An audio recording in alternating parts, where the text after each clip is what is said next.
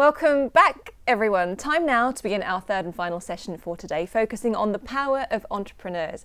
And we have a wonderful panel in this session, including Dr. Anne-Marie Imafidon, mathematician and founder of STEMettes, championing the young women of STEM, which, if you're not familiar, stands for science, technology, engineering and maths. Hi, Dr. Anne-Marie. We have Mike Cherry, National Chair of the FSB, the Federation of Small Businesses. Hi, Mike.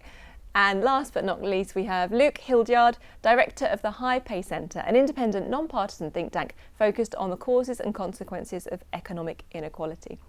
Welcome, Anne-Marie, Mike and Luke.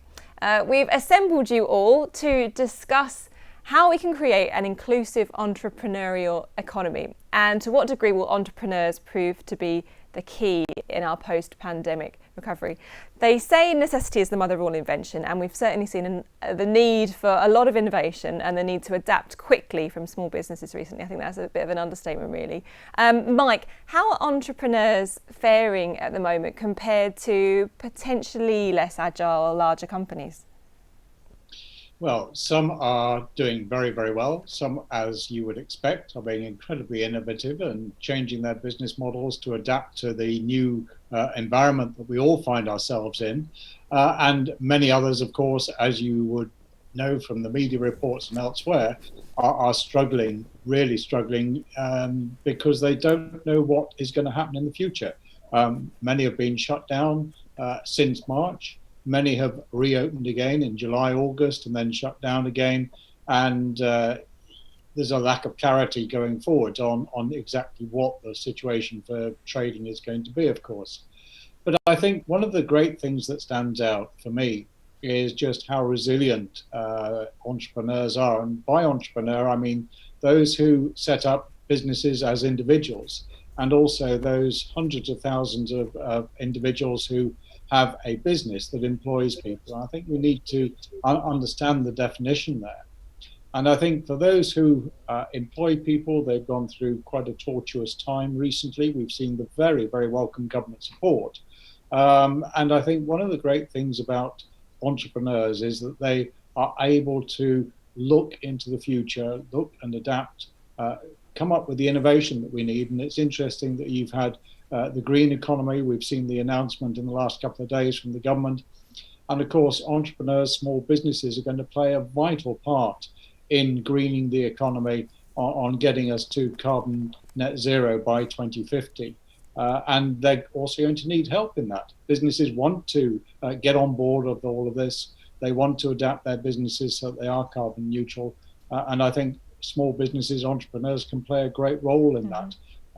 But let's also not forget that entrepreneurs and small businesses are absolutely at the heart of all of our communities. And one of the great things we've seen across our membership and small businesses and individuals is how everybody's come together to support each other during this time of crisis. And that will be a key feature, I'm absolutely certain, as we go through into the winter months, through into spring and summer next year, and come out in a much, much better place. Anne-Marie, Mike there talked about greening the economy, which obviously is going to revolve around science and technology. You're encouraging the next generation, especially girls, to get into STEM. But how has the pandemic affected your work? What's some of the challenges, and how have you had to change how you operate? So it's impacted it quite a lot, and Mike was just saying there, kind of entrepreneurs can see into the future. I mean, I wish it was that. I think it's more, you have to scrabble, we have to try, we have to be ready to fail, knowing that there might be an upside, that you have successes. So I think for us at STEMettes as an organisation, as a social enterprise and small business SME, what we've ended up having to do is kind of go completely virtual, completely kind of pivot the way that we deliver our programs, deliver our services. But we've also had to kind of be even more inclusive in the way that we do things. So like you said, we work with girls, we work with non-binary young people. Everything we do is free for them to attend. It's fun for them to be there, and they always get food. And so for us, there's been the challenge of how do you virtually send people food, which we figured out earlier on. But, you know, there are lots of young people and lots of people who are device poor and data poor.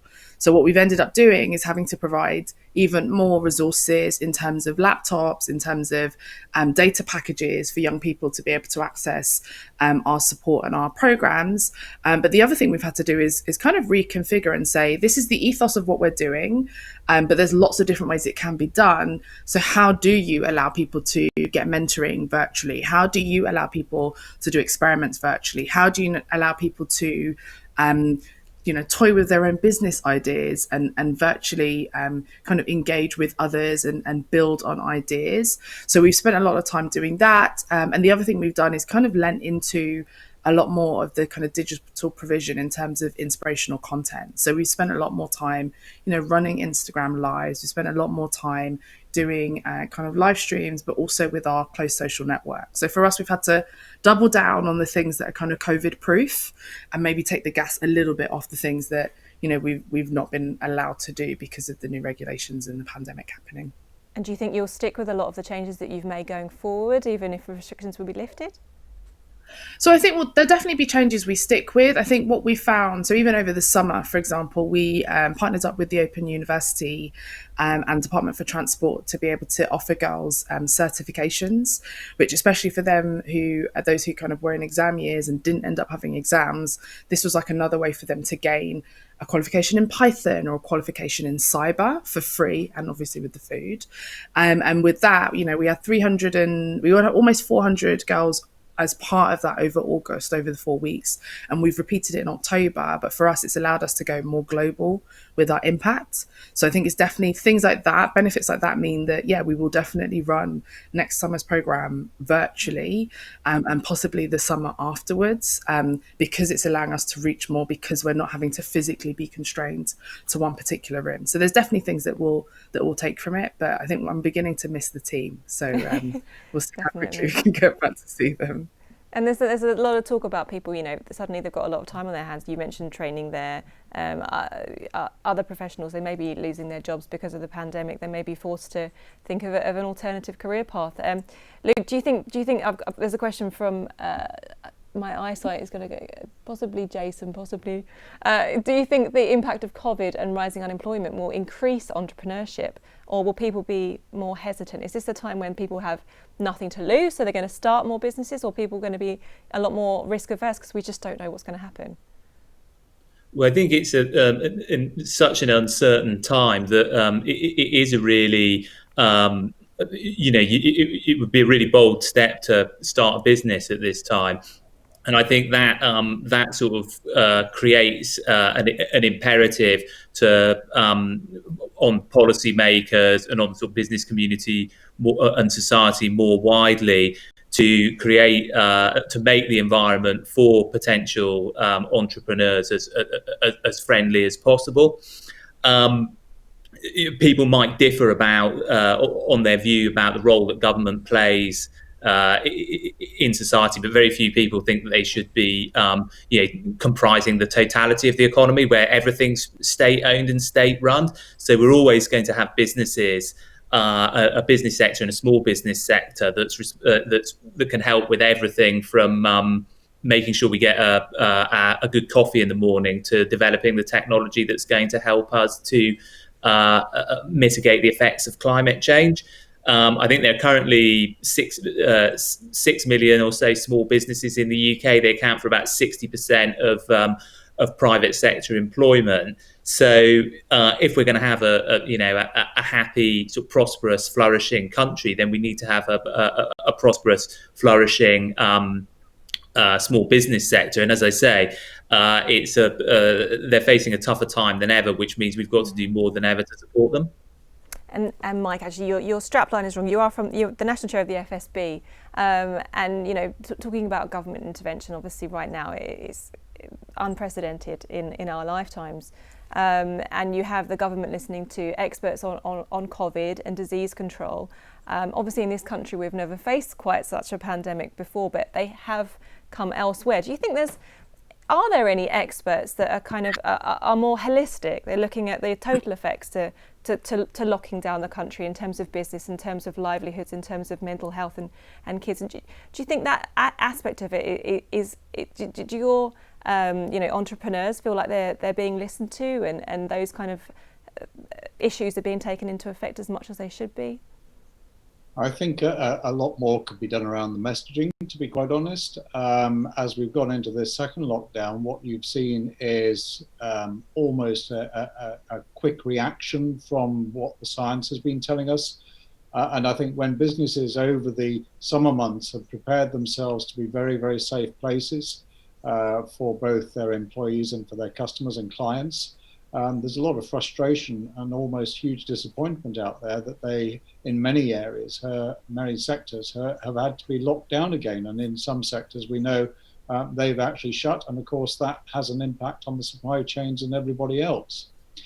So I think there is a lot more that does need to be looked at in the round. I think we should be learning from other countries on how we can better live with this, at the same time as making sure that the test and trace is very much more effective than it is at the moment. Clearly, government are working heavily on this, and we are inputting into government on what needs to be happening. I mean, there's uncertainty as to what happens on 3rd of December. Are we going back into a tier system? That seems to be the way forward. What does that mean for small businesses? How are they going to get through that? How are they going to get the necessary support in there for those businesses that still need it? And those individuals, quite frankly, those individuals, entrepreneurs who have not had the support, and that could be the startups, it could be others in that arena, who have had absolutely nothing since lockdown on the 23rd of March. So there's a lot more that does need to be done. Government does need to look forward. And I think what we're seeing now is that we've got the furlough scheme in place till the end of March. That clearly means that there's going to be other support needed to get businesses through that, to support individuals through that, as well as our employees, because of course, if you don't have the businesses, you don't have the employees. But coming back to the earlier point, it's always at the end of a crisis, whether it be the financial crisis in 2008, 2009, it was entrepreneurs, small businesses, those running small businesses who got us through and out of that period of recovery. And small businesses are going to be absolutely at the key of getting us through the next recovery. And I think one of the things that is very resilient about individuals is they look at an opportunity, they will see those opportunities as we go into next year. And many of those several million who are likely to unfortunately be losing their jobs will be able to look and say, I want to start my own business. And we need to be making sure that there is the right support in place there, sustainable support into the future, to help those individuals set up their businesses, to get the mentoring and the support that will be needed to get them on that journey, and to effect a really positive recovery as we come out of this, whenever that's going to be. And Anne-Marie, I could see you nodding along to some of those points there. Do you think the government's done enough? Do you feel it's supported well enough, or where are there rooms for improvement going forward? So I'm not sure that the government has done enough, but I guess they've got a lot on their plate. So there's kind of a lot that there's always room for improvement. I think that we need to have more support as employers and as entrepreneurs in terms of kind of whether it is that funding and the ways that people have been able to access the funding. So we at STEMETS haven't been able to actually access any of that funding since March that's been earmarked for people that have COVID. And I think there needs to be an understanding that kind of companies are different. Everyone's in a slightly different scenario. Not everyone looks like the archetypal business. And so being able to, go beyond freelancers and what they've got at the moment to say kind of, if you're a medium enterprise, the challenges you'll have had is different from kind of solo entrepreneurs, and it's different from what big business will have had. So I think we need more customized packages, and almost something that's maybe just a little bit more blanket. And that sounds kind of contradictory, but almost like a kind of everyone needed help, kind of in whatever way they were. And there was quite a lot of confusion and a lot of moving of goalposts that meant that lots of people then missed out on funding and opportunity. So I think we probably needed just a better strategy from the government in terms of kind of funding.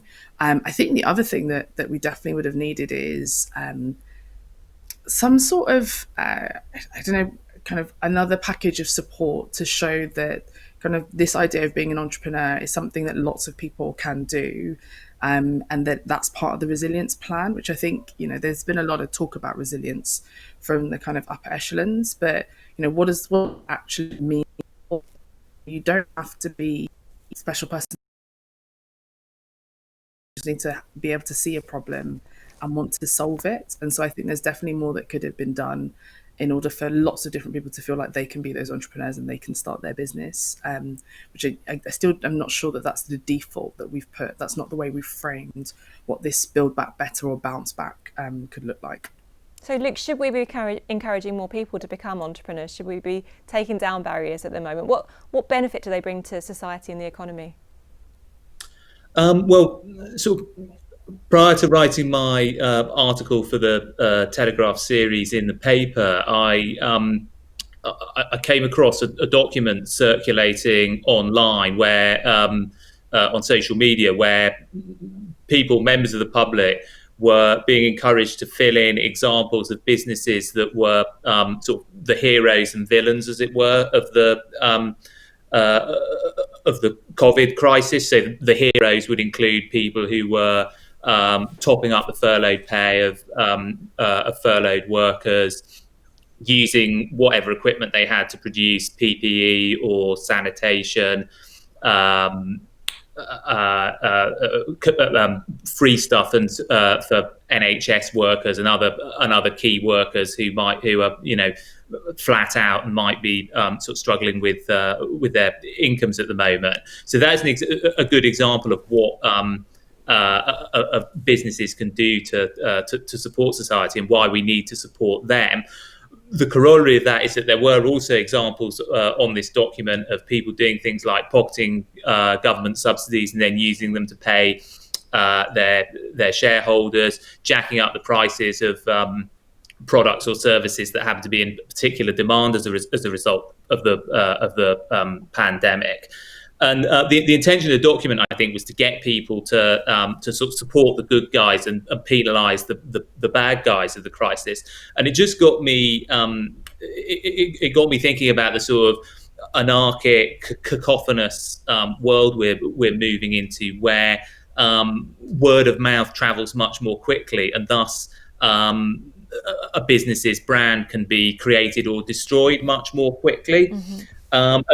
In that world, I think it's increasingly incumbent on businesses to put the value that they generate for society, make it really sort of central to their thinking, but also convey it in their external-facing messages to the public, and create that understanding about what business does and business can do. That then creates the sort of political conditions for government to provide the support that businesses need at this time.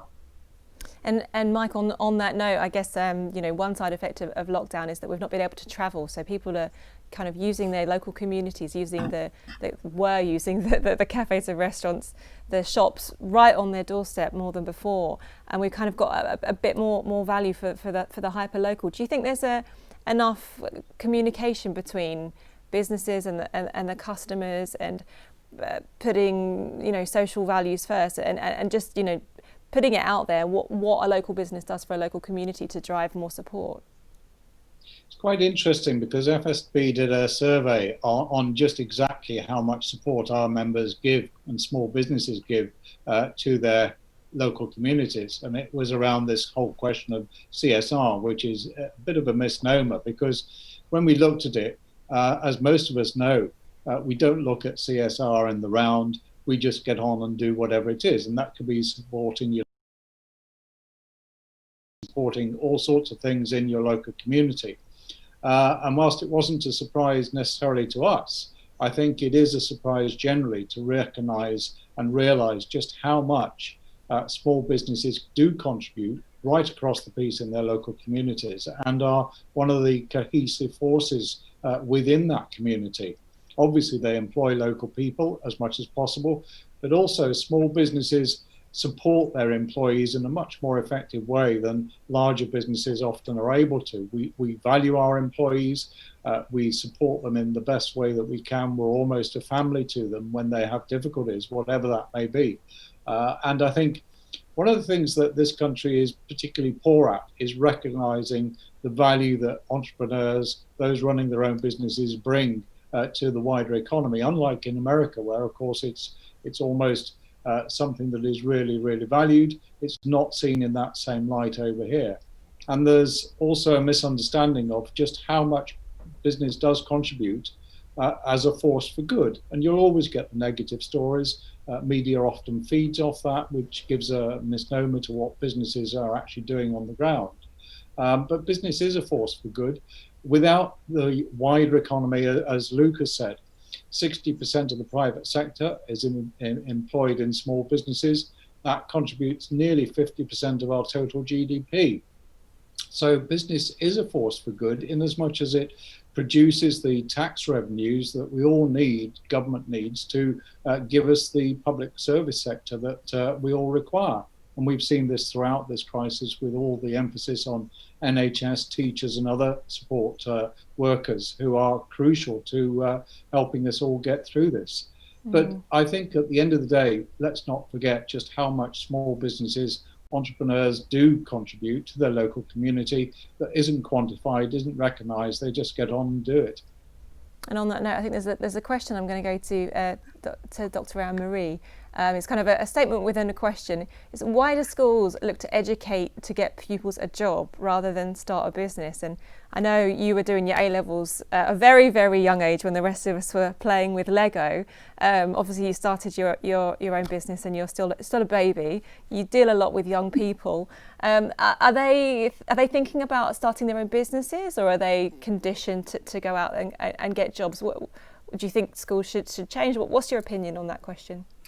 So I do think schools should change. I think a lot of what we put out, so when we talk about STEM, we talk about industry, academia and entrepreneurship on the same level. Like those are your options that you have for accessing a future in STEM. And so a lot of the young people that we work with know that it's an option.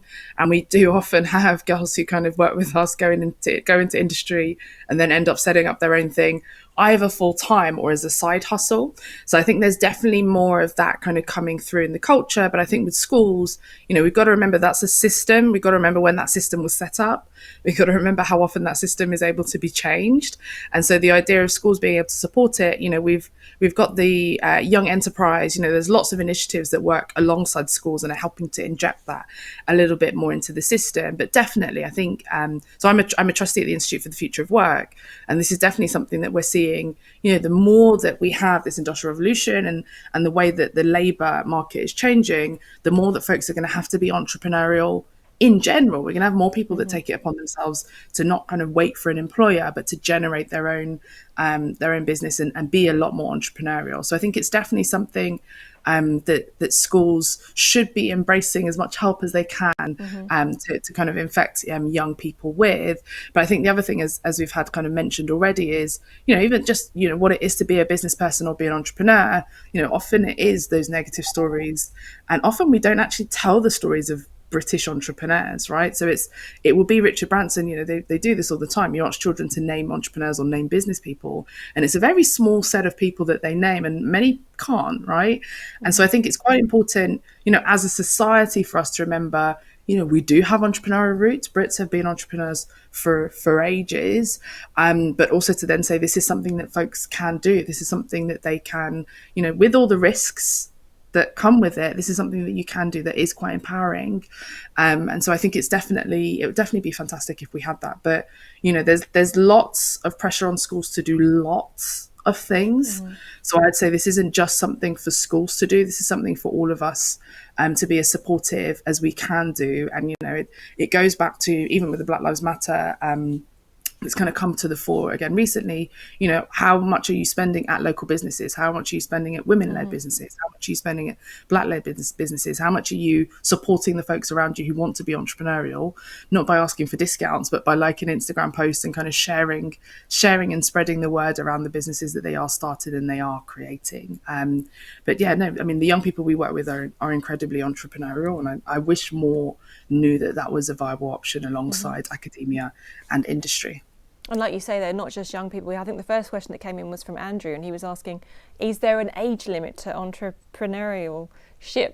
I'll go to Luke. Obviously, there's as we've mentioned, there are a lot of people now that are possibly considering a career change. Maybe if they're forced, their hand is forced.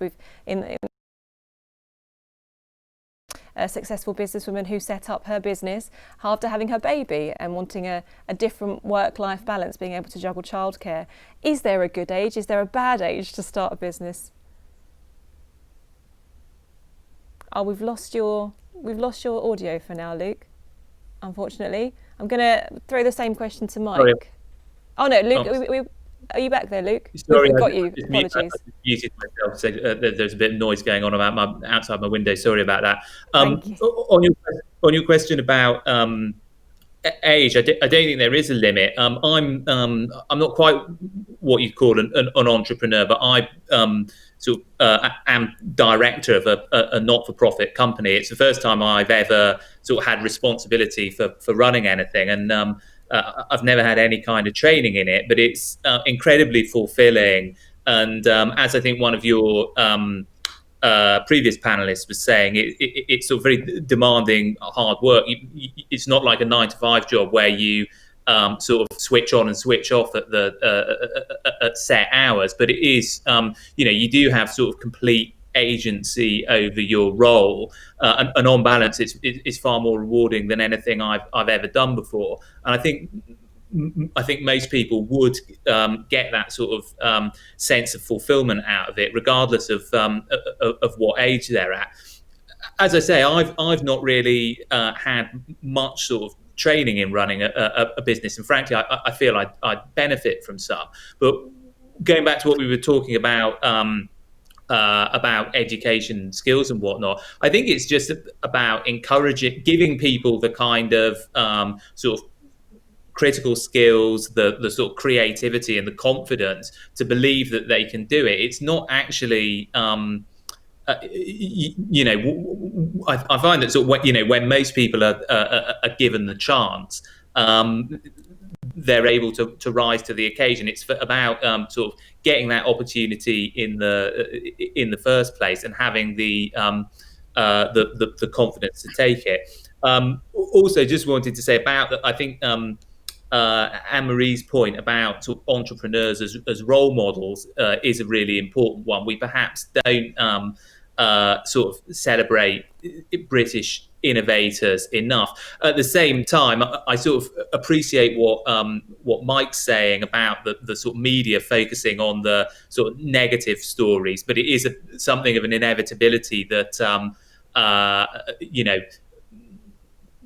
successful businessman treats employees fairly and pays the right amount of tax isn't ever going to be headline news, whereas when they do the opposite of that, unfortunately, it is going to be a big story. I do think that sort of it's incumbent on business to recognise that actually the business leaders that don't pay tax, that pay themselves exorbitant sums of money while not treating their staff very well, that they do as much damage to the sort of the reputation as business and potentially business the UK economy indirectly, and the sort of business needs to speak out against that. Mm-hmm. So yeah, that's a great point, and obviously in the environment that we live in now, especially social media and clickbait-driven world, rage sensationalism is far more engaging to people than just a nice news story. So how can businesses combat that? How can they sell themselves? How can they say, we're doing this, we're benefiting our community this, so we're sustainable? How does that break through the noise of everything that's going on at the moment? Anne-Marie? I think it's I mean, as much as rage it travels, I think people doing well and that idea of success, people do still like, social media isn't just about kind of the negative fake news. I think businesses do also need to be able to kind of take that kind of risk and say, do you know what, we are going to shout about our successes. We are going to shout about the good things that we've done, or we're going to let the other people shout about the things that we've done. I think it's definitely, even if we look at kind of Marcus Rashford and what's been happening recently with him and all that he's been able to do, I think, and even Stormzy, right? There's so many examples where, as much as the papers, as much as the media want to say negative things, ultimately they're doing a good thing, right? And it's been really clear that they're doing a good thing. They're fighting for free school meals. They're, giving people books. So I think businesses, spend more time celebrating those wins, which I think as an entrepreneur, when you're trying to keep the lights on, I find that really hard sometimes to say, do you know what, we actually did this, that happened. We're going to take the time, we're going to pause, and we're going to reflect on the number of folks that have been reached. But I think the other thing that businesses also need to do is, I think with the CSR, the more good that you do, it almost ends up as kind of hedging or insurance against some of those negative headlines, right? And you have to be doing more than you're saying. In that way as well. So it's, this idea of the triple bottom line, social enterprise, I think, leaning into that is definitely something that's going to help with people being able to say that success isn't just in numbers and in being, the first bazillionaire in history, but success is in, what else are you able to achieve via the vehicle of the organization that you're running, which I think businesses can definitely lean into. Thank you, Dr. Amber. We've got a poll that's just gone on, so if you'd like to get involved with that, the question is, when thinking about small businesses, are you planning to shop with them next year? I hope the answer is yes. I guess we're all in agreement that small businesses contribute a lot to the economy. They're going to be key drivers to making a greener future. And one of the key words, part of this discussion is inclusivity. We've touched on inclusivity in terms of age. We've touched, Dr. Amy's touched it in terms of race. We need to be inclusive in terms of socio-economic backgrounds, or all sorts of reasons. So we've mentioned role models there as examples for people to see, this person's like me, I can go out there and do it. But is the government doing enough to make sure that everybody feels like they can become an entrepreneur, they can start their own business? Is there more we can be doing to support people with ideas? Mike? Yeah, there's a lot more that should be done, and it comes back actually to the point around education. Clearly, this country has not been very good at its education and skills over the last probably 30 odd years. There's been a lack of consistency. There's been too much change.